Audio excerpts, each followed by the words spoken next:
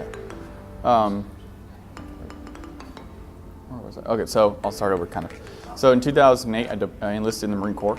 I served as an 0311 rifleman with 1st Battalion, 5th Marines, Alpha Company, 3rd Platoon. And so for a couple of years, we did our workup, and we trained to go to Afghanistan because we were told that we could go on a MEU, which is, for those who don't know, it's a Marine Expeditionary Unit, basically on ship going from port to port to port throughout the world, or we could be going to Afghanistan.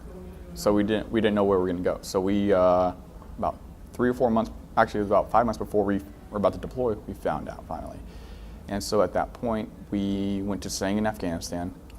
During our time there, we lost 17 Marines. We had 191 casualties, anything from severe gunshot wounds to triple amputees, and kind of anything in between. And so we got home. My transition basically wasn't the smoothest. Just like a lot of other veterans, I struggled with alcohol, drugs, anything like hydrocodone, Oxycontin, anything like that, anything to just numb the pain, numb the emotions. Because when I refer to the pain, I mean, I say in specifics about losing 2 Marines. One of my Marines was both are in my squad. One of them was in my team. Our first KIA was Joe Jackson. He was in my team. He was our saw gunner. And so he passed away. And that was a wake-up call for all of us. And it's kind of a day that still, it lingers around my noggin a little bit, but I mean, it doesn't affect me to where, I'm gonna go do the things I used to do. The next one that affected me on a large, maybe I don't want to say larger scale, but it affected me in a different way. I lost my roommate. My roommate, his name was Lance Corporal Sean O'Connor. He got hit by a rocket while, conducting combat operations in Afghanistan. And so myself and 3 other Marines put him on a helicopter after he got hit into the container that we sent him home. And that's the day that still lingers in my head a lot more. And so it was very traumatic for me. Fast forward, got out in 2012, and then when I got out, I was almost ashamed of being a Marine. I was really ashamed of being a rifleman in Afghanistan, doing the things that we did, things that I did. I'm not gonna say nothing. No one else is accountable for my actions. So, and I just dealt with that, and then it led into alcohol abuse, led into drug abuse, divorce, all that stuff. But ultimately, it led to 4 suicide attempts. So 3 times on my motorcycle, 1 time jumping off a bridge, and I always felt isolated and alone. And it took me years and years and years and years to kind of get better and whatnot. And so 2014, I linked up with Raider Project, and then got introduced to Gallant Few right after, a couple weeks after. And since then, I've been what we call program participant, and kind of just did the things. Hey, let's go rock climbing, or let's go count maybe one-on-one, guiding in life, and things like that. And so I was just lost in the sauce, isolated, which is common.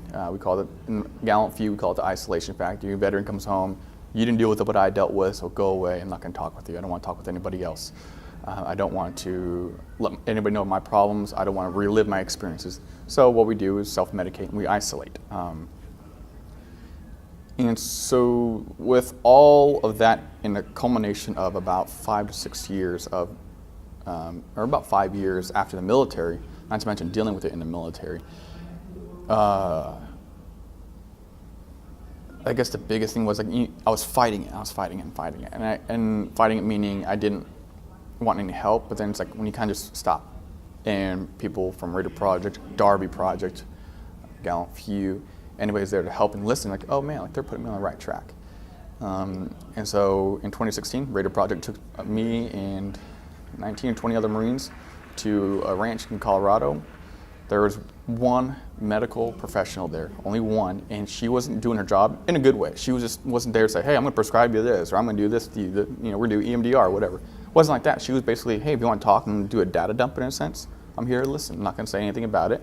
And so I was like, cool. So I talked with her, and then the biggest thing I realized was this whole entire event was ran by Marines, taking care of their own, taking care of veterans that have gone through similar experiences, And it was the brotherhood, it was a camaraderie, it was the veteran community. And I was like, you know what, I want to do this, I want to do something. So 2017 January, I asked Carl Monger, he's the founder of Gallant Few, which from him came all these other programs and projects and smaller organizations.